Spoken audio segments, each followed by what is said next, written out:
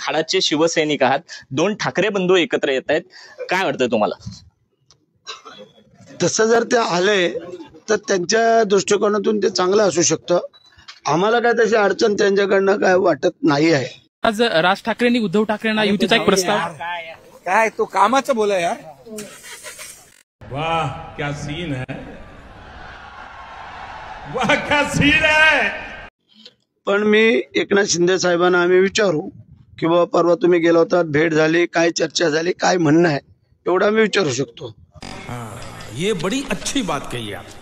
परंतु त्यांना जर उद्धव ठाकरेंचा जर काय पाना फुटला असेल, पाजर फुटला असेल तर ते शेवटी भाव आहेत, ते कधी एकत्र येऊ शकतात.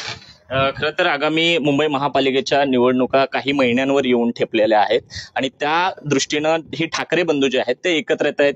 मागच्या लोकसभेला विधानसभेला आपण बघितलं तर राज ठाकरे हे महायुतीसोबत होते, मात्र आता ते ठाकरेंबरोबर दोन्ही ठाकरे एकत्र येत आहेत. याचा कुठंतरी फटका बसेल.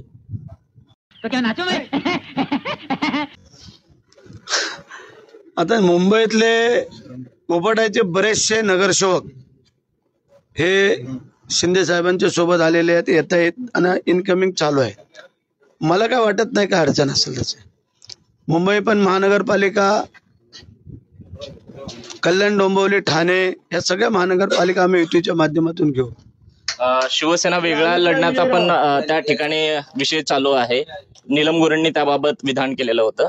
एकत्र लढणार का वेगवेगळं लढणार? तसं नाही सांगू शकत. निलमताई जरी बोलले असल्या तरी पण शेवटी आमचे वरती नेते आहेत, देवेंद्रजी आहेत, एकनाथ शिंदे साहेब आहेत आणि अजितदादा, ते तिघजण ठरवतील ते आम्ही मान्य करू.